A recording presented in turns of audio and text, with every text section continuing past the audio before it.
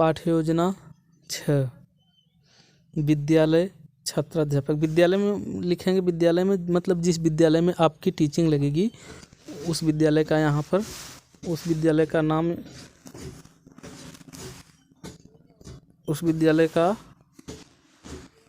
नाम लिखेंगे। ठीक है, यहाँ पर उस विद्यालय का नाम लिखेंगे जिस विद्यालय में आपकी टीचिंग लगेगी।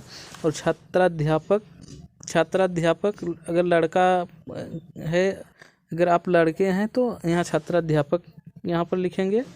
अगर लड़की कोई ये बना रही है कॉपी तो यहाँ छात्राध्यापिका लिखेगी। ठीक है, और छात्राध्यापिका में यहाँ अपना नाम लिखना है। ठीक है, अपना नाम लिख देंगे।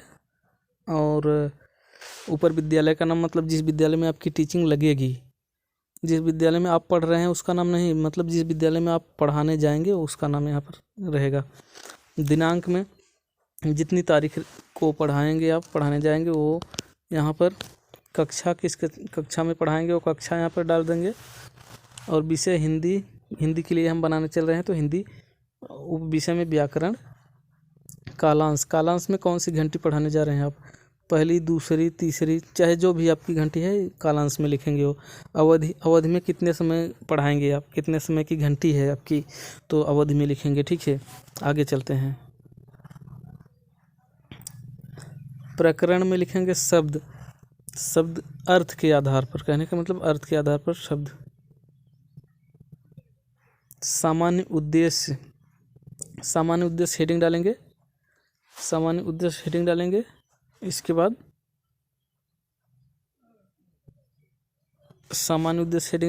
बाद पहला पॉइंट लिखेंगे बच्चों को व्याकरण संबंधी जानकारी प्रदान करना। दूसरा पॉइंट लिखेंगे बच्चों को शब्दों के बारे में जानकारी प्रदान करना। तीसरा, एकार्थी शब्दों के संबंध में जानकारी प्रदान करना। चौथा, अनेकार्थी शब्दों के बारे में जानकारी प्रदान करना। पांचवा, समानार्थी शब्दों के बारे में जानकारी प्रदान करना। छठा, विपरीतार्थी शब्दों के संबंध में बताना। आगे चलते हैं।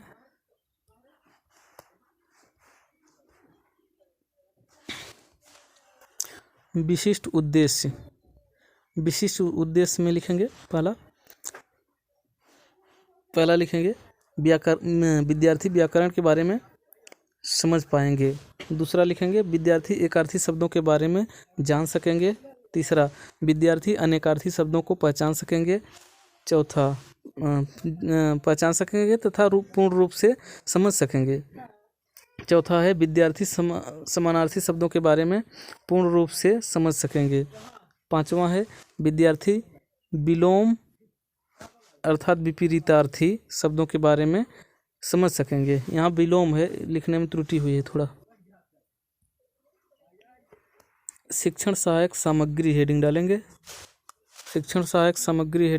इसके बाद लिखेंगे मतलब पढ़ाते समय आप किस चीज़ों का प्रयोग करेंगे उसको यहाँ पर लिखना है। ठीक है, तो चाक, डस्टर, श्यामपट्ट आदि इतना चीज़ हम प्रयोग कर रहे हैं तो इतना हम लिखे हैं। आप और भी लिख सकते हैं, मतलब जिस चीज़ों का आप प्रयोग करेंगे सब चीज़ इसमें लिख सकते हैं, कोई दिक्कत नहीं।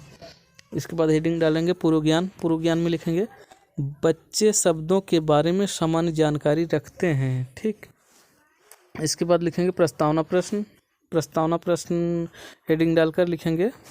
क्या लिखेंगे, एक तरफ छात्राध्यापक कथन, अगर कोई लड़की बना रही है तो छात्राध्यापिका कथन, और यहाँ पर छात्र छात्रा क्रिया। तो पहला लिखेंगे, मतलब ये प्रश्न पूछेंगे लाल का अर्थ क्या होता है, बच्चे बताएंगे रंग और पुत्र। कहने का मतलब रंग को भी लाल कहा जाता है और पुत्र बेटा को भी लाल कहते हैं। प्रश्न दूसरा करेंगे हार का अर्थ क्या होता है, पराजय, गले का हार। दो होता है, मतलब पराजय को भी हार कहते हैं, मतलब कोई हार गया तो हार कहते हैं, और गले के हार को भी हार कहते हैं। ठीक है, तीसरा प्रश्न करेंगे हार क्या है, बच्चे कहेंगे शब्द है। चौथा प्रश्न करेंगे अर्थ के आधार पर शब्दों के कितने प्रकार हैं। तो ये समस्यात्मक प्रश्न हो जाएगा, बच्चे नहीं बता पाएंगे। ठीक है, बच्चे नहीं बता पाएंगे। तो आगे चलते हैं।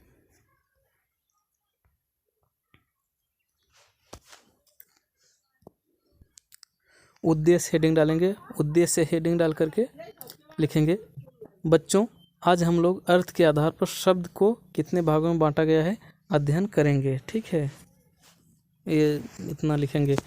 इसके बाद हेडिंग डालेंगे प्रस्तुतिकरण। प्रस्तुतिकरण हेडिंग डालेंगे। प्रस्तुतिकरण हेडिंग डाल करके लिखेंगे, क्या लिखेंगे?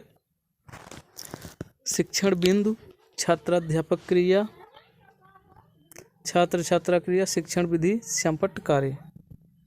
तो इसी तरह से आप लोग लिखेंगे। यहाँ लिखेंगे शब्द, यहाँ लिखेंगे वर्णों के सार्थक समूह को शब्द कहते हैं।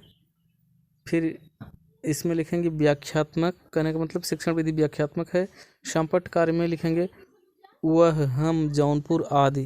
ये सब कहने का मतलब ये सभी शब्द हैं। तो इसी तरह से लिखेंगे।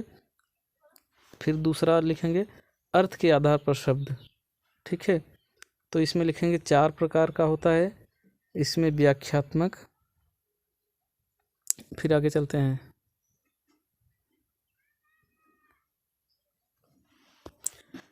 फिर यहाँ बोधात्मक लिखेंगे।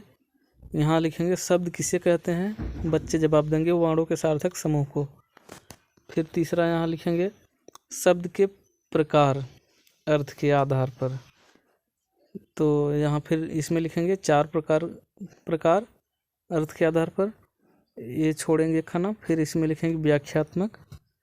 इसमें लिखेंगे अंतिम जो है, इसमें लिखेंगे एकार्थी शब्द, अनेकार्थी शब्द, समानार्थी शब्द, विपरीतार्थी शब्द। आगे चलते हैं। संपट कार्य। संपट कार्य यहाँ हेडिंग डालेंगे। इसके बाद लिखेंगे शब्द अर्थ के आधार पर। अर्थ के आधार पर फिर थोड़ा ऊपर कर लेते हैं।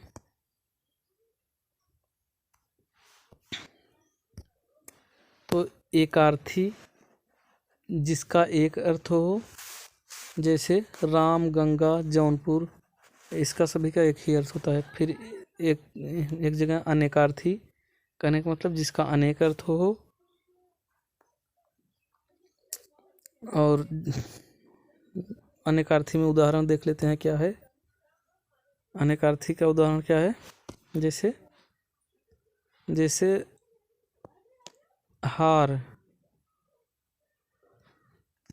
जैसे हार का क्या क्या अर्थ है, 2 अर्थ है, एक पराजय, एक गले का हार। और लाल का एक रंग है, एक पुत्र है, 2 अर्थ है।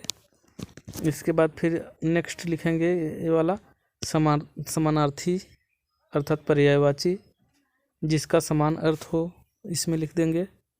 तो समान अर्थ किसका है देख लेते हैं। समान अर्थ किसका है, जैसे सूर्य का, दिनकर, दिवाकर, भानु, भास्कर, सभी ये सूर्य का पर्यायवाची है। ठीक है। फिर चौथा लिखेंगे विपरीतार्थी। चौथा क्या लिखेंगे, विपरीतार्थी, कहने का मतलब विलोम, जिसका विपरीत अर्थ हो, जैसे दिन का रात, जय का पराजय। ठीक है, आगे चलते हैं। इसके बाद ये समाप्त हुआ। अगर अच्छा लगा हो तो आप लोग चैनल को सब्सक्राइब कर लेंगे। इस तरह का वीडियो इस चैनल पर हरदम आता रहता है, पाठ्य योजना संबंधित या बीएड संबंधित, इस पर वीडियो हम डालते रहते हैं। और भी प्रतियोगी परीक्षा से संबंधित हिंदी के वीडियो इस चैनल पर आते रहते हैं। तो इस चैनल को आप लोग सब्सक्राइब करिए। हम मिलते हैं दूसरे वीडियो में, तब तक के लिए जय हिंद, जय भारत।